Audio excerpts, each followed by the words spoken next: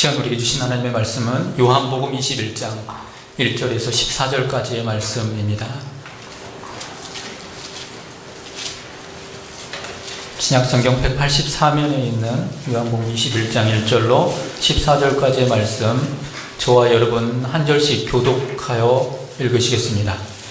제가 먼저 1절 읽겠습니다. 그 후에 예수께서 디베랴 호수에서 또 제자들에게 자기를 나타내셨으니 나타내신 일은 이러하니라.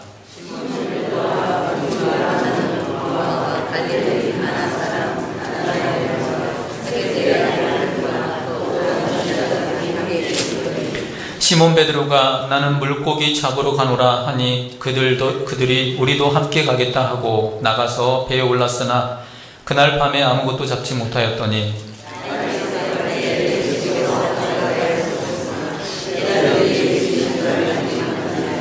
예수께서 이르시되 얘들아 너희에게 고기가 있느냐 대답하되 없나이다.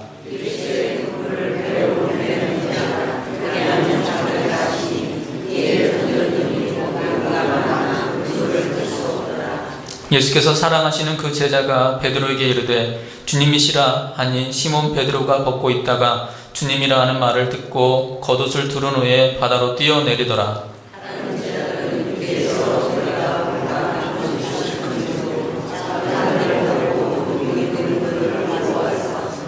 육지에 올라보니 숯불이 있는데 그 위에 생선이 놓였고 떡도 있더라. 시몬 베드로가 올라가서 그물을 육지에 끌어올리니 가득히 찬 큰 물고기가 153마리라 이같이 많으나 그물이 찢어지지 아니하였더라.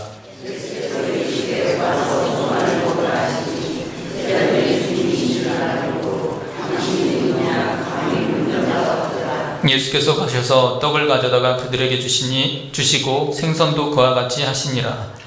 이것은 예수께서 죽은 자 가운데서 살아나신 후에 세 번째로 제자들에게 나타나신 것이다. 아멘. 우리 옆에 분과 한번 인사할까요? 사랑합니다, 축복합니다 하고 인사 한번 하겠습니다. 감사하게 태풍이 큰 영향 없이 이 온주를 지나갔다는 소식을 들었습니다. 하나님께 감사드리고 또 우리의 기도가 하나님 응답해 주신 적이 있습니다. 그런데 또다시 태풍이 올려온다는 이야기가 있습니다. 뭔고 하니 우리 학생들에게 밀어닥치는 태풍입니다. 수학 시험 능력 평가가 수능이라고 하죠. 수능이 이제 80여일 앞으로 다가왔다고 합니다. 근본 이 수능 때는 가슴 아픈 소식이 좀 안 들렸으면 좋겠는데 항상 수능 때마다 가슴 아픈 소식들이 들리곤 하지 않습니까? 자살 같은 그런 소식들, 이번에는 그런 소식이 좀 안 들렸으면 우리 태풍보다 더 강력한 태풍 같은 파워를 가지고 있는 게 수능이 아닌가라는 생각을 하면서 여러분 위해서 같이 기도해 주셨으면 감사하겠습니다. 학생들이 왜 그 시험이 마치고 나면 그런 극단적인 선택을 하게 될까요? 그 학생들이 공부를 안 한 학생들일까요? 공부를 못한 학생들일까요? 아니면 제법 좀 한 아이들이었을까요? 대부분이 아마 공부 좀 한 학생들이었을 겁니다. 왜 그런가 하면 전문가들의 분석에 따르면 기대 수준 때문이라고 합니다. 그러니까 기대죠. 부모님이 학생을 향한 자녀겠죠. 자녀를 향한 기대가 있고 또 자기 자신이 자기에 대한 기대가 있는데 이 기대 수준에 부응하기 위해서 노력을 했어요. 그런데 결과가 만족스러울 만한 결과가 나오지 못하면 부모로부터도 또 자신으로부터도 인정받지 못한다라는 생각 때문에 그런 극단적인 선택을 한다고 합니다. 그런 한 번의 시험에 좋지 않은 성적이라는 어떤 측면에서 볼 때는 실패라 할 수 있는 건데 그런 경험을 하게 되면 사람은 극도의 자존감이 떨어지게 됩니다. 그런데다가 요즘 우리 사회는 굉장히 완벽한 걸 요구하고 있는 시대에 살고 있거든요. 조금의 실수도 잘 용납을 못합니다. 그러다 보니까 이 낮은 자존감과 완벽에 대한 요구 혹은 개개인에게는 완벽주의적 자기주의라고 할 수도 있겠고요. 이 두 가지가 만나게 되면 사람으로 하여금 극도의 패배감을 느끼게끔 한다라는 겁니다. 그러니까 엄청난 패배감을 양산하고 있는 게 우리 사회의 하나의 메커니즘입니다. 오늘 본문을 읽다 보니까 본문에 등장하는 제자가 한 7명 정도 등장하거든요. 그런데 이 7명의 제자들은 적어도 그 패배자의 심정이 어떠한 심정인가를 좀 이해할 수 있을 것 같습니다. 왜냐하면 그 7명의 제자들이 이미 실패의 경험을 가지고 있었던 사람들이었거든요. 나름 기대했습니다. 자기 삶에, 자기 환경에, 그 나라, 그 민족에 나름 기대했는데 실망하게 됐습니다. 그리고 자기 자신에게서도 실망을 하게 됐습니다. 왜냐하면 실망하는 자신을 발견하고 나락으로 떨어지는 듯한 자기 인생을 발견하면서 스스로를 보면서 실망을 했던 겁니다. 오늘 본문의 목소리를, 제자들의 목소리를 들어보니까 그런 실패자의 힘없는 목소리가 들려옵니다. 오늘 본문 3절의 말씀해 보니까 베드로가 다른 제자들에게 이렇게 이야기를 하는 거죠. 나는 물고기 잡으러 간다. 근데 이 목소리에서 여러분 실패자의 힘없는 목소리가 혹시 들리십니까? 베드로가 과연 힘있고 당당한 목소리로 나 물고기 잡으러 간다 그렇게 얘기를 했겠습니까? 아니면 맥없는 그 목소리로 나 물고기 잡으러 가는데 혹시 같이 갈래? 라고 그렇게 얘기를 했겠습니까? 왜 이 제자들은 그간에 예수님을 쫓던 인생이었는데 예수님이 아닌 물고기를 쫓는 인생으로 다시금 돌변해버린 걸까요? 이들에게도 한때 좋은 시절이 있었지 않았습니까? 얼마 전까지만 해도 예수님을 따라 나서면서 엄청난 일들을 경험했습니다. 여러분의 신앙생활에서도 이런 경험들을 가지고 계신 분들도 계시겠지만 지난 세월 그들은 듣도 보도 못한 기적의 현장 속에서 살았습니다. 매일같이 새로운 사건들이 그의 삶, 그가 따랐던 주님의 그 삶의 바운더리 안에서 일어나고 있었습니다. 귀신이 그들 앞에서 막 쫓겨나는 일들이 일어났고 그들 역시도 귀신을 쫓는 그런 경험들을 하게 됐습니다. 얼마나 가슴 벅찬 일입니까? 야외에서 많은 무리들이 예수님의 설교를 들었는데 배에서 꼬르륵 꼬르륵 소리가 들려오는데 먹을 게 없는 거예요. 그런데 고작 있는 거라고는 한 아이의 도시락 하나였는데 그 도시락을 주님이 받으시더니 하늘을 우러러 축사하시더니 도시락을 나누시더니 거기에 있는 수많은 사람들이 그걸로 배불리 먹게 되더라는 거죠. 어떻게 이런 일이 일어날 수 있지? 어떻게 이런 일이 일어날 수 있지? 심지어 베드로의 경우에는 바다 위를 걷는 엄청난 기적을 경험하기도 했습니다. 상상만 해도 정말 놀라운 사건들입니다. 이런 초월적인 경험들이 있었기 때문에 베드로의 경우에는 이런 고백도 가능했던 거죠. 비록 모든 사람이 주님을 버릴지라도 나는 절대로 주님을 버리지 않을 겁니다.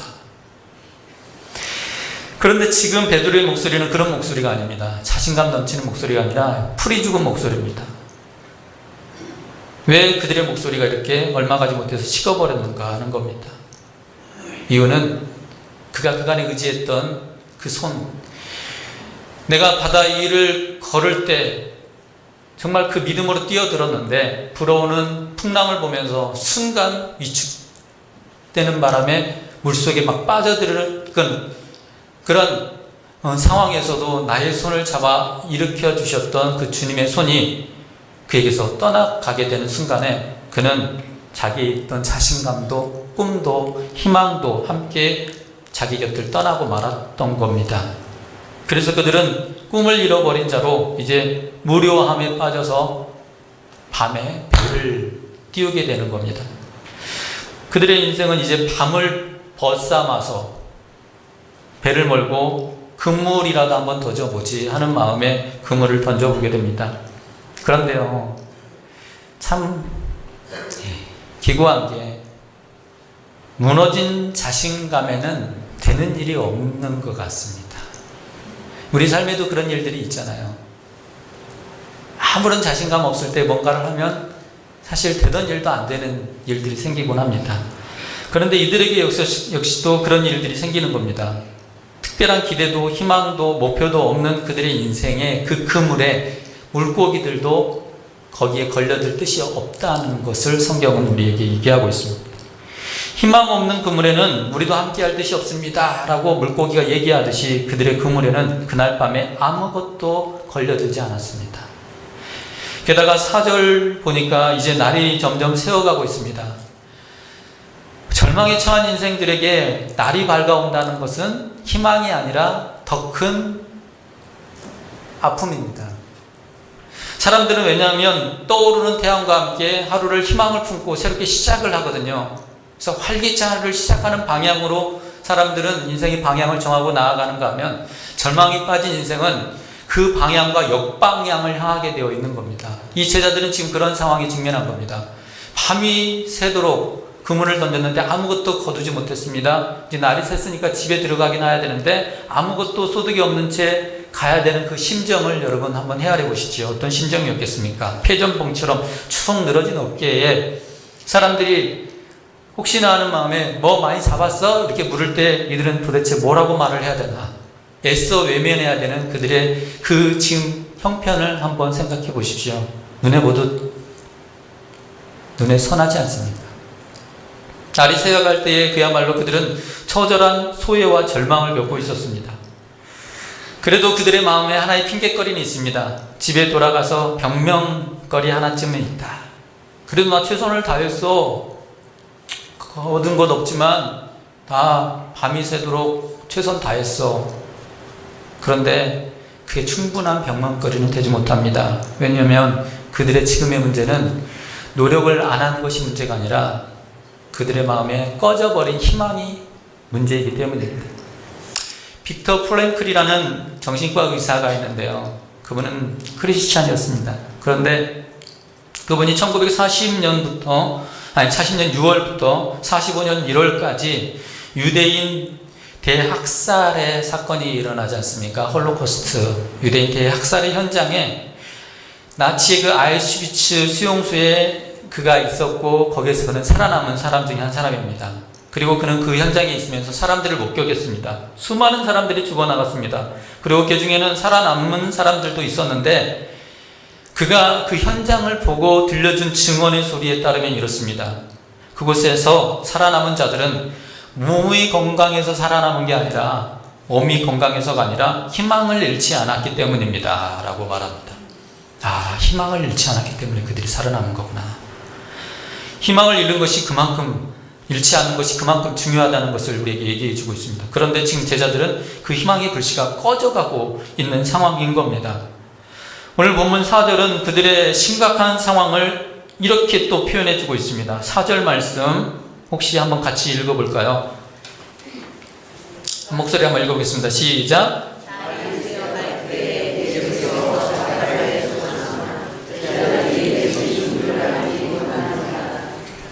날이 새어갈 때에 그런데 예수님이 등장하신 겁니다. 그런데 문제는 뭐냐면 그분이 예수님인지를 알아보지 못하는 겁니다. 아직 미명인 탓이었을까요? 아니면 그들이 여전히 절망의 밤에서 동이 트고 있는 줄도 모르고 그 절망에서 채 깨지 못한 탓이었을까요? 왜 주님을 알아보지 못했을까? 성경에 오늘 본문의 말씀 말고 다른 부분들을 보면 부활하신 예수님이 제자들에게 다가가는데도 불구하고 제자들이 예수님을 알아보지 못하는 기록들이 곳곳에 좀 등장합니다.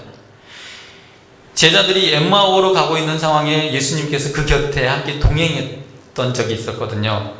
그리고 그들과 얘기를 나눴습니다. 그런데 그 제자들은 예수님을 못 알아봤습니다. 왜 그랬을까요? 그때 어두웠기 때문이었을까요? 아닙니다. 그들은 절망한 나머지 그분이 예수님일 거라고 생각을 못한 겁니다. 어떻게 예수님일 거라고 생각해? 그들에게 필요한 건 지금 세상을 밝게 비춰줄 태양이 아니라 자신의 그 어두운 마음을 비춰줄 등대가 지금 필요한 상황이었던 겁니다. 그런데 이때 저 멀리서 또다시 희망의 막 서곡을 알리는 듯한 소리를 듣게 됩니다. 얘들아, 너에게 고기가 있니? 아무도 불러주는 이 없는 그때에 그들을 알아봐주는 네가 있었던 거죠. 그런데 그가 누굽니까? 예수님이셨던 겁니다. 실패한 인생에게 주님이 찾아오신 거죠. 그런데 예수님이 뭐라고 부르냐면 얘들아 라고 불러요. 근데 이 얘들아 라고 하는 그 표현을 보면 그 단어가 청년을 부르는 표현이 아니라 꼬맹아 부르는 소리의 표현입니다. 6살, 7살 정도의 아이를 부를 때 부르는 호칭입니다. 왜 예수님은 지금 건장한 청년들에게, 전문 어부인 그들에게 꼬맹이를 부르듯이 꼬맹아 라고 그렇게 부르고 있는 걸까요? 주님은 지금 그들을 무시하고 있는 걸까요? 어떻게 여러분 귀에 들려지십니까? 제 눈에는 그렇게 보이진 않습니다. 그들을 무시하는 게 아니라 주님은 그들을 용납하고 계시는 거라고 보여집니다. 저희 아이들과 3, 4살 때, 아이들이 3, 4살 때, 여의도 3살, 5살일 때 여의도 공원을 산책할 때의 일입니다. 광장이 있잖아요, 여의도에. 그 광장에서 아이들이 뛰어놀다가 그만 균형을 잃은 나머지 3살짜리 아이가 넘어진 겁니다. 그런데 그 아이가 어떻게 했을까요? 스스로 일어났을까요? 일으켜 주기를 바라고 치근한 눈빛으로 엄마를 바라보고 있었을까요? 후자의 경우였겠죠. 그때 엄마는 혹은 저는 그 아이를 책망했을까요? 왜 넘어졌어? 3살이면 이제 제대로 걸을 때가 됐는데 왜 넘어져? 빨리 일어나! 그만 털고 일어나야지! 그렇게 얘기를 했을까요? 아니면 달려가서 그를 일으켜 안아줬을까요? 아마 모든 부모의 마음은 동일할 겁니다. 달려가 그를 일으켜 안아줬을 겁니다. 왜냐하면 그 아이는 지금 다 성장한 아이가 아니라 성장해 가고 있는 과정 속에 있었기 때문이죠. 예수님이 제자를 볼 때 그렇게 바라본 겁니다. 너희는 다 성장한 게 아니야. 지금 성장하는 과정 중에 있는 거야. 내가 볼 때 너희는 아직은 신앙적으로 꼬맹이에 불과해. 그러니까 너희는 실패할 수 있어. 그거 가지고 너무 크게 낙담하지 마. 너무 절망하지 마.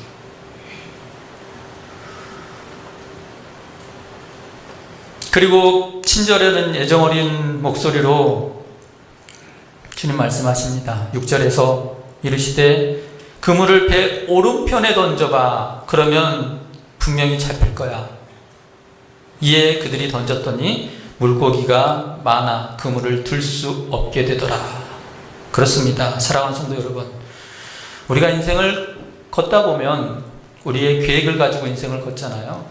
그러나 말씀에 기록하고 계시는 것처럼 사람이 길을 계획할지라도 그 걸음을 인도하시는 하나님이십니다.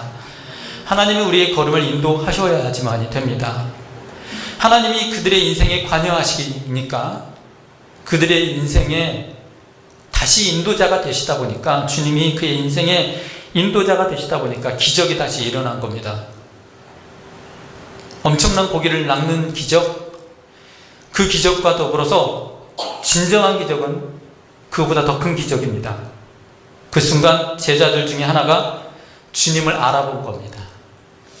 우리 인생의 진정한 기적은, 저는 우리 인생에 함께 동행하고 계시는데도 불구하고 주님을 보지 못하는 그 영적인 소경에서 눈을 뜨는 것이 우리의 인생의 진정한 기적인 줄 믿습니다.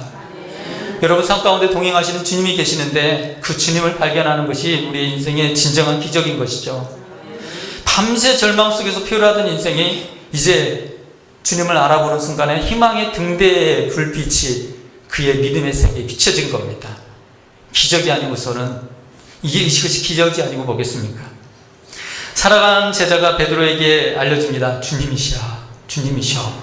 그 순간 베드로가 그 사실을 알고 다시 깨어난 희망과 함께 전에 그가 주님을 부인했던 그 수치와 부끄러움을 마치 겉옷으로 두르는 듯이 겉옷을 두르고 물 위로 다시, 주님이 과거에 오라 할 때 물 위를 막 뛰어내리듯 그렇게 베드로는 지금 몸을 던져 물 위로 뛰어내려가 버립니다. 그리고 허겁지겁 주님께로 막 달려가는 겁니다.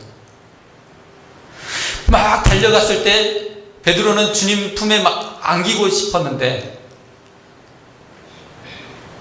그런데 대뜸 주님이 하시는 말씀이 잠깐 멈춰 세우시듯이 생선 좀 줄래? 잡은 생선 좀 줘봐. 그렇게 얘기를 하시는 겁니다. 그러고 나서 그 다음에 펼쳐진 상황을 성경 11절에 이렇게 기록하고 있습니다. 시몬 베드로가 올라가서 그물을 육지에 끌어올리니 가득히 찬 큰 물고기가 153마리라 이같이 많으나 그물이 찢어지지 아니하였더라. 그런데 여기에 참 신비로운 게 왜 물고기 153마리가 기록되었을까라는 부분입니다. 왜 이 153마리라는 숫자를 여기다 기록했을까? 주님이 급히 달려오는 그를 끌어안아주고 막 입을 맞추고 다시 정말 생명의 그 기쁨을, 제 기쁨을 누리는 그 시간을 가지는 게 아닌 자꾸 순간을 뒤로 미루듯이 왜 멈춰 세우고서 이 물고기 세는 사건을 기록하고 있는가라는 겁니다.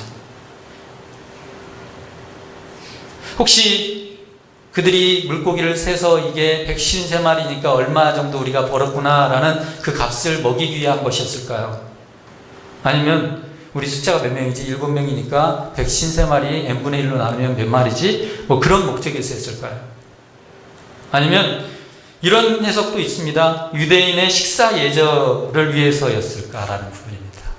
뭐냐면 지금 예수님이 뭘 차려놓고 있습니까? 숯불에 생선과 떡을 준비해서 그들과 함께 만찬을 나누고 싶으신 거거든요. 그런데 유대인들은 식사 전에 반드시 하는 예절이 있지 않습니까? 손과 발을 씻는 겁니다.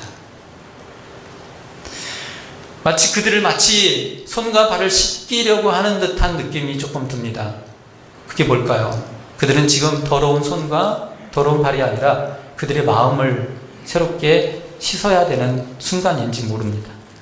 주님은 그들을 멈춰 세우고서 생선 좀 달라 하며 제자들은 이제 그 생선을 그물에서 하나씩 떼어나기 시작합니다. 떼어내면서 그들은 뭘 했을까요? 그들 간에 이런저런 잠깐 정말 벅차오르는 감격을 나누기에 앞서 과거로 돌아가 한번 그 기억을 회고하는 시간을 가지는 타임인 듯 싶습니다. 한 마리 한 마리 물고기를 떼면서 그들은 나누는 겁니다. 과거에 주님과 함께 했던 그 시간들을. 어떻게 이런 일이 또 한 번 일어나지? 전에도 이런 일이 있었는데 어떻게 이런 일이 일어나지? 그러면서 그들 눈앞에 보여지는 숯불이 자기 눈에 뭔가 암시하듯 얘기하고 있는 것 같습니다. 왜냐하면 빌라도 뜰에서 베드로는 그 숯불이 있는 그 현장에서 예수님을 부인했거든요. 숯불이 베드로에게 이렇게 물어보는 것 같아요. 너 그날 기억하는데 너 그 기억 잊었어? 그리고 떡을 보며 또한 떡이 자기에게 이렇게 얘기하는 것 같습니다.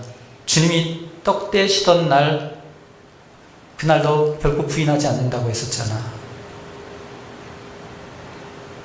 그리고 또 주님이 하셨던 너희보다 내가 먼저 갈릴리로 갈 거야 했던 그 말씀들도 함께 떠오릅니다. 그때 그 말씀이 지금 이 순간을 두고 하셨던 말씀이었던 거야. 우리가 어떤 존재였어. 호언장담하며 부인하지 않는다고 했는데 부인하는 그런 실패를 경험한 인생이었는데 근데 주님이 그런 나를 다시 부르시네. 그런 나에게 이런 또 다른 기회를 주시고 축복을 주시네. 그리고 우리를 위해서 이렇게 또다시 식사를 마련해 주시네. 그들에게 그 주님은 정말 잊을 수 없는 자기 인생의 과거의 경험보다 더 엄청난 사건으로 다가오는 그 주님이셨던 겁니다. 그것을 주님은 제자들에게 원했던 것 같습니다. 성경학자들이 153마리에 대한 해석들을 각기 다양하게 하셨습니다. 근데 그 해석들이 참 희한한 해석들이 많거든요. 다 들려줄 수는 없고 그 내용에 보면 제롬이라는 학자는 뭐라고 해석하냐면 이 153마리는 바다의 고기의 모든 종류를 칭한 거야 라고 그렇게 얘기를 하고요. 어거스틴은 153이라는 그 숫자가 10이라는 숫자는 율법의 숫자이고 10계명 10개잖아요. 그리고 7이라는 숫자는 은혜의 숫자인데 이 10과 7이 만나면 17인데 이 17이라는 숫자가 1에서부터 17까지 1 더하기 2 더하기 3 더하기 4 더하기 5 더하기 해서 17까지 더하면 153이 나온대요. 그래서 그 모든 수의 합이다 라는 식의 율법과 계명을 완전히 완성한 숫자라고 그렇게 해석하기도 합니다. 다시 말하면 153이라는 숫자는 하나님의 뜻이 완성된다는 뜻을 의미하고 있다는 겁니다. 그러면서 다시 한번 우리에게 새로운 감동을 줍니다. 하나님의 계획은 실패하는 일이 없구나. 나는 실패할지라도 하나님의 계획은 결코 실패하지 않는구나. 하나님의 뜻하심은 반드시 성취되는구나. 내가 의로워서 내가 완전해서가 아니라 그분이 완전하시기 때문에 사랑하는 성도 여러분, 저와 여러분의 인생에 찾아오시는 주님이 그러한 분이시고 저와 여러분의 삶 가운데 개입하시고 이루시는 하나님의 뜻이 이와 같습니다. 하나님은 저와 여러분을 향한 그 뜻을 반드시 성취하실 줄 믿습니다. 얘들아, 너에게 고기가 있느냐? 이 고기는 뭘까요? 물고기를 의미하는 것이었을까요? 그거보다도 더 중요한 의미는 수렁에 빠져있는 인생들을 칭했을 거라고 저는 보여집니다. 왜냐하면 내가 너로 사람 낚는 어부가 되게 한다고 했잖아. 그 사람을 낚는 어부임을 너희는 잊지 말라는 겁니다. 그리고 그 그물에 낚인 그 고기는 지금 믿지 않는 많은 사람들일 뿐만 아니라 실패 속에서 그 대를 허우적거리며 주님의 그물에 걸려들기를 기다리고 있는 한 마리의 그 물고기, 꼭 제자들 중 한 사람이기도 합니다.